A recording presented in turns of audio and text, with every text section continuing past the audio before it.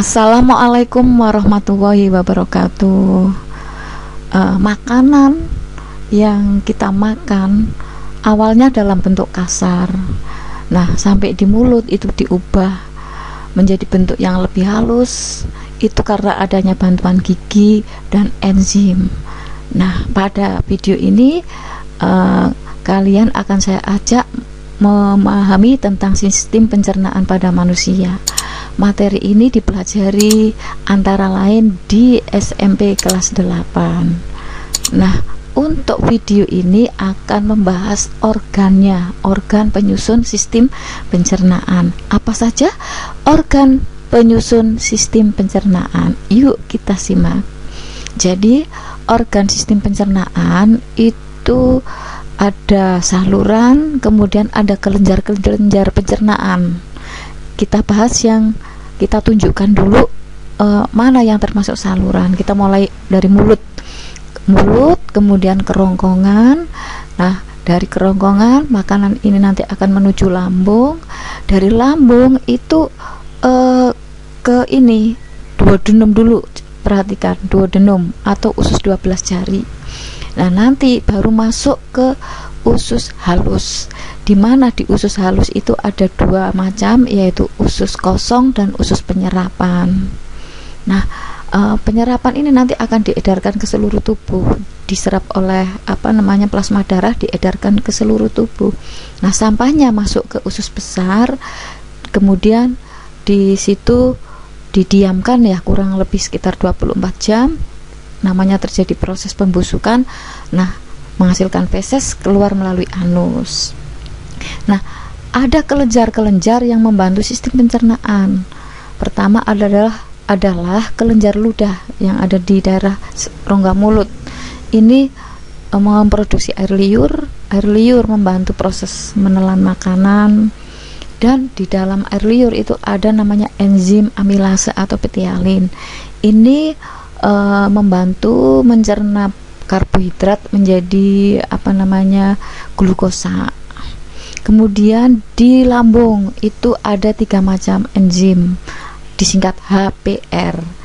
HPR hanya HCl, asam klorida. Ini adalah sebagai pengaman. Misalkan ada makanan masuk asing, zat asing yang tidak seharusnya masuk ke dalam tubuh kita, sampai di lambung itu dilawan oleh asam lambung. Antara lain itu fungsinya. P itu adalah pepsin, mengubah protein menjadi pepton. Jadi protein itu molekul besar disederhanakan, yang lebih kecil yaitu namanya pepton. R, renin ini adalah mengendapkan protein dari air susu. Nah, kemudian kalau sudah dicerna secara kimiawi di lambung oleh enzim, di lambung itu ada 2 pencernaan, mekanik menghancurkan ya, jadi dilumatkan lagi oleh otot-otot lambung, kemudian secara kimia dibantu oleh 3 macam enzim itu tadi. Nah, hasil dari pencernaan di lambung, mekanik maupun kimiawi, makanan diteruskan ke duodenum. Nah, di duodenum ini nanti mendapat enzim dari kelenjar pankreas. Perhatikan, duodenum berhubungan dengan kelenjar pankreas. Di kelenjar pankreas nanti menyalurkan 3 macam enzim. Apa saja? Ada lipase, ada amilase, ada tripsin. Apa fungsinya amilase? Sama dengan yang di mulut. Dikhawatirkan apa?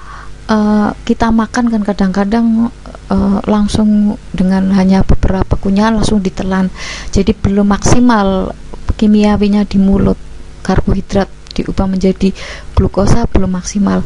Nah, sampai di duodenum dimaksimalkan lagi oleh enzim amilase, tapi yang diproduksi oleh kelenjar pankreas. Kemudian fungsi lipase adalah mencerna lemak.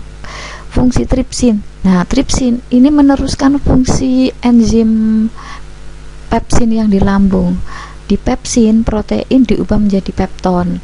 Nah, di duodenum, pepton diubah menjadi asam amino. Lah, asam amino adalah molekul protein yang paling kecil.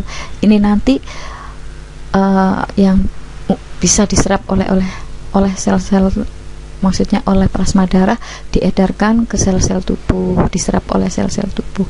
Nah, di duodenum berlangsung pencernaan dibantu enzim ya atau kimiawi. Nah, nanti masuk ke usus halus.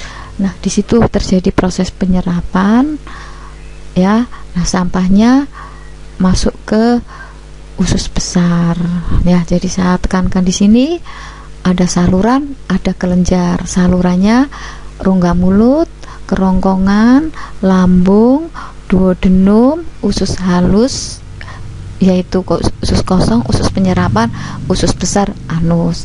Kelenjarnya di mulut ada kelenjar ludah, ada kelenjar lambung, ada kelenjar pankreas, masing-masing menghasilkan enzim. Nah, nanti dari sini ada proses mekanik, ada proses kimiawi. Apa itu mekanik, apa itu kimiawi, nanti dibahas lebih lanjut pada video berikutnya. Oke, terima kasih, sampai jumpa pada video berikutnya. Terima kasih. Wassalamualaikum warahmatullahi wabarakatuh.